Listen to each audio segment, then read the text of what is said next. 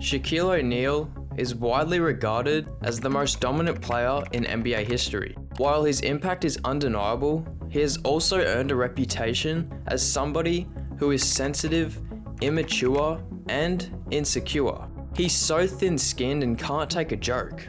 Shaq is a 52-year-old man-child. His insecurity is bigger than his 7'1", 400-pound frame. When he insults people, it's okay, but when someone insults him, he flexes his 4 rings and becomes defensive. One person who frequently finds himself on the receiving end of these antics is Charles Barkley. You and I probably view Charles Barkley and Shaq's relationship as nice and lighthearted, as they have been colleagues since 2012 on the now infamous show Inside the NBA. But nice and lighthearted definitely wasn't how you would describe their relationship during their playing careers, as the two would get into an actual fight in 1999 when Barkley was playing for the Rockets and Shaq was on the Lakers. I was always envious of Charles because he got all the calls. So the day he hit me with the ball, I was like, good, now I'm about to knock him out. Oh, and there's a swing by O'Neal, and they got a brouhaha on the floor. As a result, both big men would get suspended without pay for one game. Barkley would get fined $5,000 for throwing the ball at Shaq, while Shaq was fined $10,000 for throwing a punch at Barkley. After this fight had taken place and Shaq was in the locker room, his phone would start to ring. So the time that me and Barkley had a fight, when I got to the locker room, my mother was on the phone and Charles' mother was on the phone. Charles' mom was like, don't you hit my boy. I was like, who is this? She was like, that's Charles' mom. I was like, oh, hello, ma'am, how you doing? Y'all don't need to be fighting. I just talked to Charles, he gonna meet you in the hallway.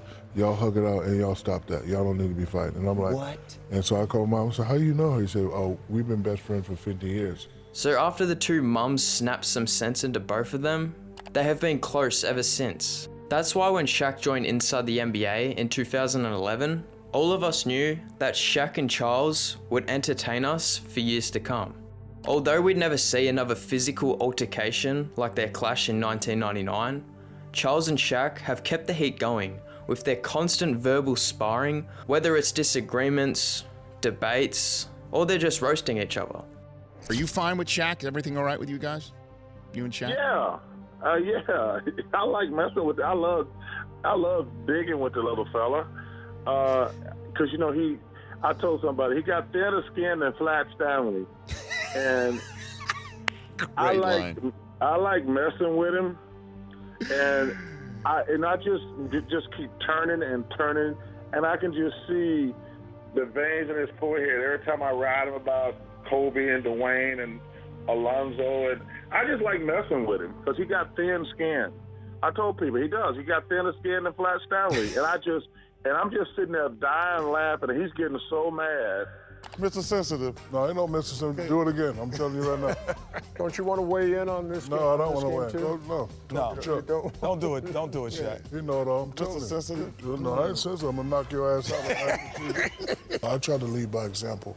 Because I know if guys saw me diving in the stands and they knew they had to dive in the stands. So when did you dive in the stands? All the time. I don't mean for nachos, I meant for the basketball. Google me. Yeah. You mean nacho ring that you didn't win? Yeah. Oh, come on, Ernie, that was a good one. Yeah, it wasn't a good one. It was a good one.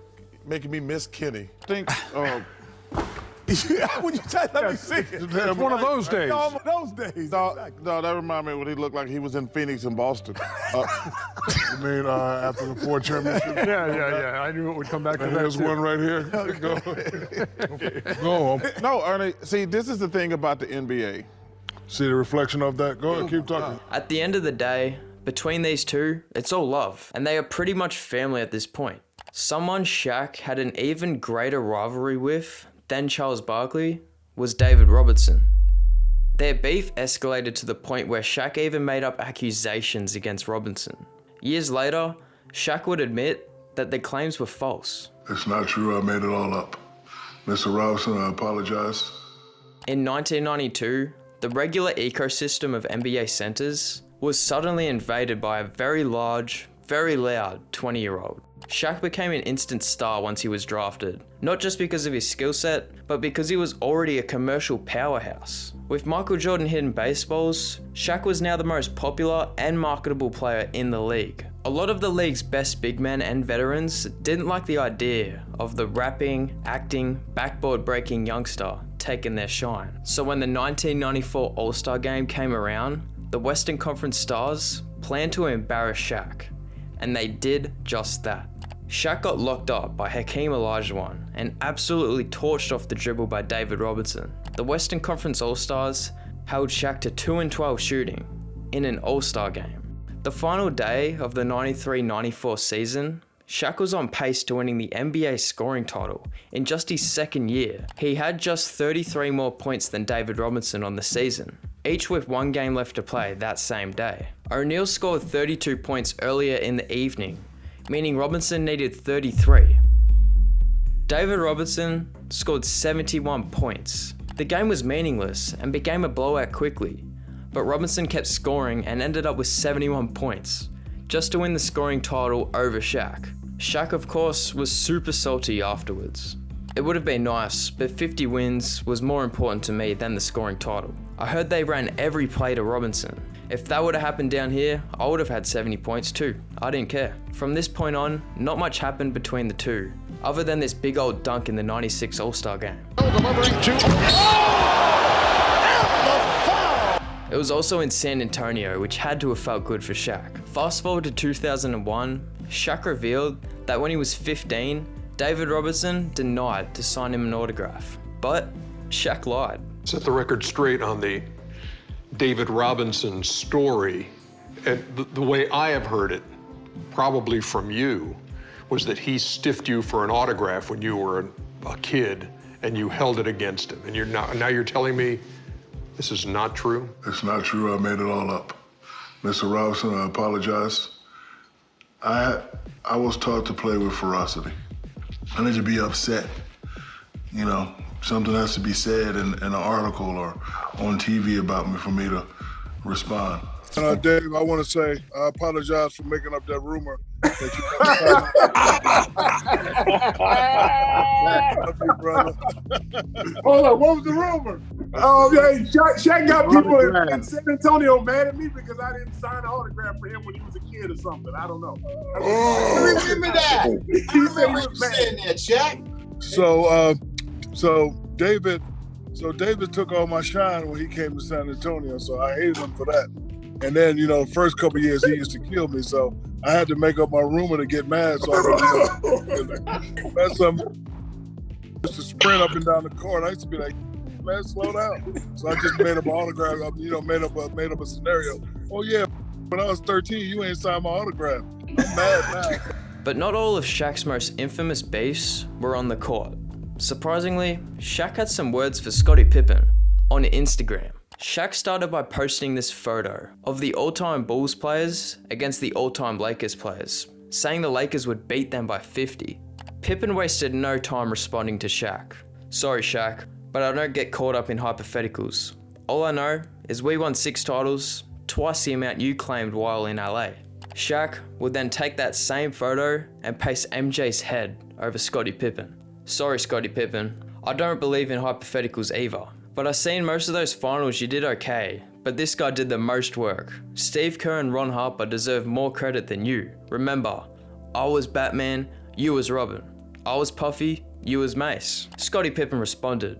Speaking of being a sidekick, if I recall correctly, you know a thing or two about that as well. And well, the two kept posting back and forth until it eventually died down. However, since the infamous back and forth these two had on Instagram back in 2015, Scottie Pippen has publicly criticized the legacy of his former teammate, Michael Jordan. I seen Michael Jordan play before I came to play with the Bulls. You guys seen him play. He's a horrible player. He was horrible to play with. He was all one-on-one. He's shooting bad shots. And all of a sudden, we become a team and we start winning. Everybody forgot who he was. This, though, didn't sit well with Shaq, as he views MJ as the greatest of all time. Michael Jordan is what in the finals? 6 and what? Oh. And what is LeBron in the finals? That's all I gotta say. What Pippen said next set Shaq on fire. I was a much better teammate than Michael ever was. Ask anyone who played with the two of us. I was always there with a pat on the back or an encouraging word, especially after you put someone down for one reason or another. I helped the others to believe in and stop doubting themselves. He didn't say that. He never said that. If that man says that in front of me, I'ma hit him right in the esophagus. Yeah, I'ma drop him. Do not finish that sentence. For this next person Shaq had tensions with, they were teammates who ultimately split up because of ego and money. This player is Penny Hardaway. With a 1.5% chance of winning the first pick in the '94 draft, the Magic did just that, lucking into Shaq's perfect sidekick, Penny Hardaway. This young developing team, coming out of Orlando, would make it to the finals in '95, just 6 years into their existence, after debuting as an NBA franchise in 1989. Although they would get swept by the defending champion Houston Rockets, the Magic looked like a promising franchise, ready to dominate the league for years to come. But it would be quite the opposite. As Penny and Shaq would be the 1-2 punch for the Magic, it had fans questioning, whose team is it? Penny's or Shaq? And of course, for a person like Shaq, with a huge ego, he was going to cause some controversy. Even their shoe brands were rivals, possibly causing some tension between the two, which resulted in this. There's only one thing in my head, the championship. Reebok came out with a commercial where Shaq was sitting on the couch, and Shaq reached back and knocked Lil Penny off the couch. This is my planet. You got room for a brother on your planet. When I first saw the commercial, I was like, whoa, it definitely sparked some tension. I just wanted to have a little fun, but I guess they didn't see it that way. Like, he didn't talk to me for like a week. Oh, come on, Shaq. Maybe I didn't. Maybe I didn't. Shaq, of course, would leave the Magic in '96, after Orlando moved slowly, offering Shaq a 4-year deal worth $55 million. The funny thing is that the Magic eventually offered Shaq a 7-year deal worth $115 million. But this was after the Lakers offered him a $120 million deal. Many people believe if the Magic cut to the chase and opened with a serious offer like the $115 million they put on the table much later in negotiations, Shaq would have stayed in Orlando, but they didn't. How did you feel about Shaq in the years right after he left? Because I think at one point he called Orlando a dried up little pond, right? Well, I was hurt because I knew that when he had left that it was downhill for us, because you can't lose a guy of that magnitude. Shaq was, to me, the best big man in the NBA. And to lose him, I knew that it was going to end my title run to try to get a ring, and that he was going to go on to bigger and better things in LA.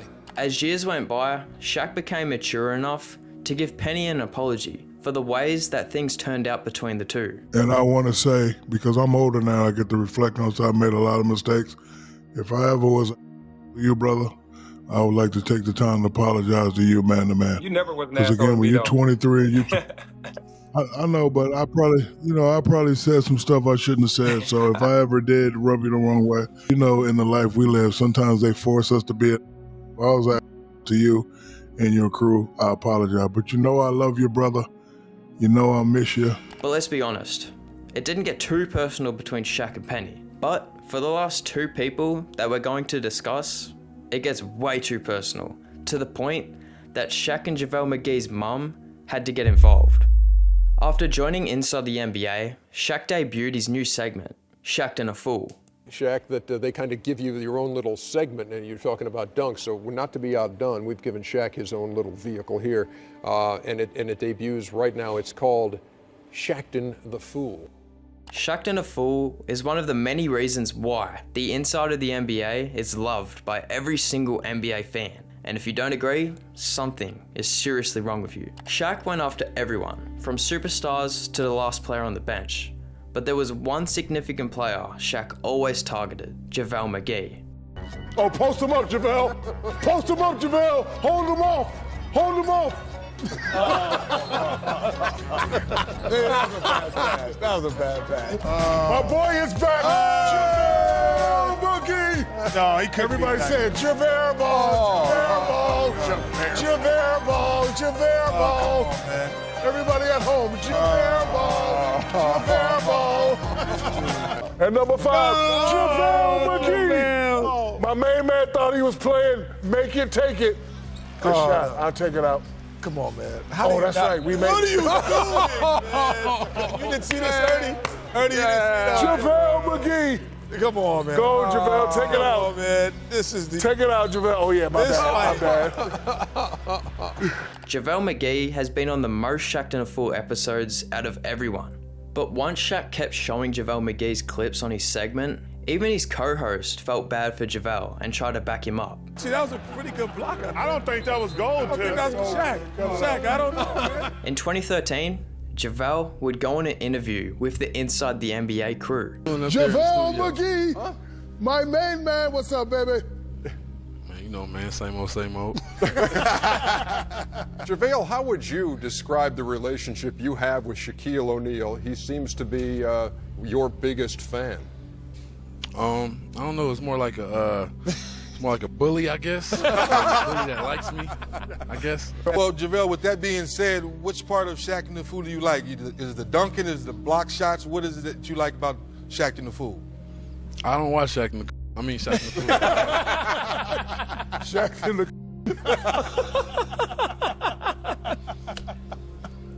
This interview's taken an unexpected turn. Then, in 2017, Shaq would air a new segment just for JaVale. It was a parody of the Doctor Strange movie trailer with a compilation of JaVale McGee lowlights. This doesn't make any sense. Not everything does. Not everything has to.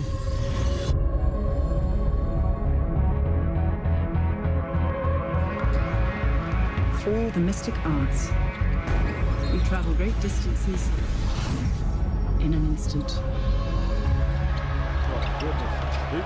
He about to throw it away. What the?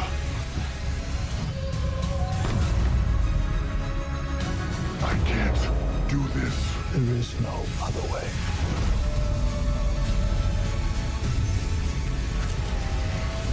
I spent so many years peering through time, looking for you.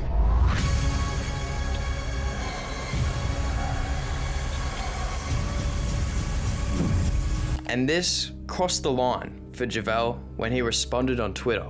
Get my nuts out of your mouth. Now since you're on a good team, you want to act like you're a player? Now stop it. You will only be remembered for Shaqtin' a Fool. Don't be acting like you a G. I'll smack the shit out of your bum ass. You the one that be looking stupid with your dumb ass. Oh, we threatening people now? Kick rocks, you old bastard. You ain't gonna do shit. And that's on my mama. Forget being on a good team. I'm a grown man. You've had these nuts in your mouth for 5 to 6 years now. You thought I was just gonna stay silent? America, meet JaVale Bum McGee. This feud went so far that even JaVale's teammate, Kevin Durant, responded by calling out Shaq. It's cool and funny, but when you just keep doing it time and time and time again for no reason, and then a guy actually disagrees with you when you threaten him, I ain't no cops couldn't threaten civilians like that. So, you know, it's definitely childish. Steve said it was, you know, it had the potential to kind of mess up his money a little bit. You know? It has. Shaq was a shitty free throw shooter. He missed dunks. He airballed free throws. He can't shoot. He couldn't shoot outside the paint. He's bigger than everybody. He didn't have any skill, but he was bigger and stronger than everybody. And he's still a great player, but you had your flaws too as a player. And he played on 5 or 6 teams too, so it's not like he was just his perfect, center. You had your flaws too. Shaq would respond to KD's words. Mind your business. This ain't for you. I understand you sticking up for your teammate, that's cool, but your boy JaVale McGee is still a bum. He started it, I'ma finish it. Even the Warriors had to contact Turner Sports to express concern about how much Shaq picks on McGee, resulting in unnecessary damage to JaVale's reputation. But the feud would come to an end when Shaq's mother stepped in. It's not funny anymore. Seeing the things they're saying to each other, they need to squash this and move on. Even JaVale McGee's mother would respond to the situation, but in a much stronger fashion. He cyberbullied my son. Totally inappropriate. Shaquille needs to lose his job or be suspended. The NBA needs to make a stand. So, as a result, Shaq hasn't mentioned JaVale's name on Shaqtin' a Fool since. This last player that we're going to discuss is without a doubt the most infamous beef that Shaq has involved himself into, and that is his beef with Dwight Howard. By the time Dwight Howard was drafted by the Magic in 2004, Shaq was at the end of his tenure with Kobe and the Lakers, ultimately joining the Heat that season. But not much would happen between the two. Just a few matchups, with Shaq dominating almost all of them. Dwight would play his way into the 2007 All-Star game, although not the starting center spot. That would go to Shaq. They had a funny dance-off, and no beef was detected, yet. Something very important to note is that Shaq loved having the nickname Superman. He has a Superman tattoo, he surrounds himself with Superman stuff, he even starred in a movie based off DC Comics Superman offshoot characters. Dwight definitely knew about this, which made the 2008 All-Star Weekend interesting. Dwight debuted his Superman costume in the dunk contest, which he ended up winning. And this of course did not sit well with Shaq at all. But the fact that two men are fighting over who gets to cosplay a fictional character is extremely dumb. Shaq, can I say it, Shaq? If he has a nice no, dunk. you can't say it. If he has a nice dunk. No, if he has a nice dunk. If the man has a cape on and an S on, what is up, Dwight? That's what you call him. I can't call him. Call him Dwight. We can't say Superman's in the building. Don't say anything. I can't say it.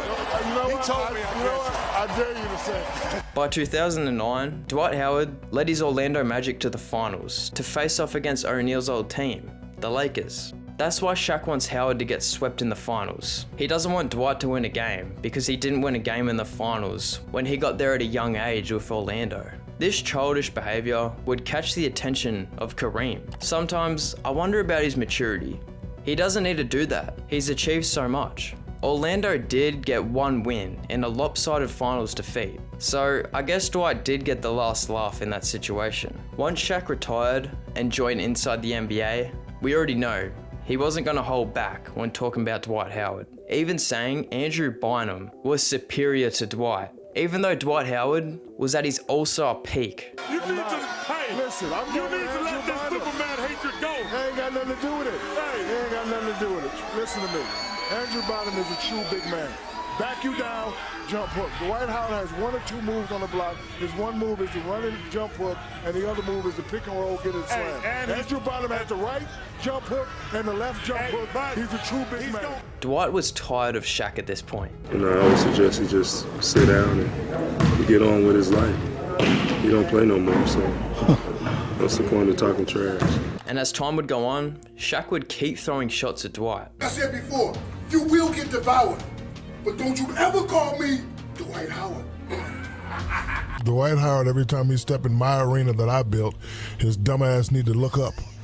And not only that, when I say something, you should take the tidbits of what I'm saying. I'm giving you answers to the test. Stop being so damn sensitive. We don't want no sensitive big guys in LA. Lakers just signed Dwight Howard. How do you feel about that? Who? Dwight Howard. You don't know? When Dwight Howard won his only championship with the Lakers in 2020, he went on an IG Live to give out a heartfelt message, and Shaq, of course, had to respond. Everybody out there, don't ever give up on your dreams. You can fucking do it. I swear, just keep fighting. I swear to God, don't ever give up on yourself. You know what I don't like as a player, though? What's that?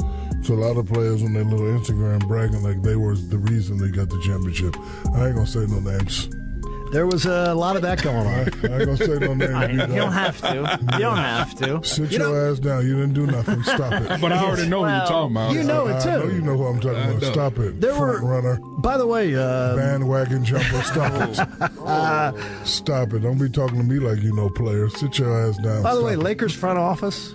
Post one pick and sit your ass down. By the way, Lakers front office. Follow your dreams, and I can't believe sit your ass down. What did you think when you first started hearing, like, damn, does Shaq not like me? Or, like, what did you think? I thought it was crazy. And I was thinking he want to fight or something, like. Because every time it was, like, something on TV and somebody would say something, no, I don't think so. No. Oh, the Lakers got 5 Hall of Famers. No. Only 4. He's not one. No, don't put him in there. No, don't do that. No. So I'm like, damn, like every time he says something about Dwight, and hey, Shaq, me and you, let's roast each other, brother. Can you dig it? Huh? As we've seen, Shaq's career is filled with rivalries and drama that highlight just how competitive and outspoken he is. But one person who might be even crazier than Shaq is Stephen A. Smith. Click the video on the screen to find out just how crazy Stephen A. Smith is.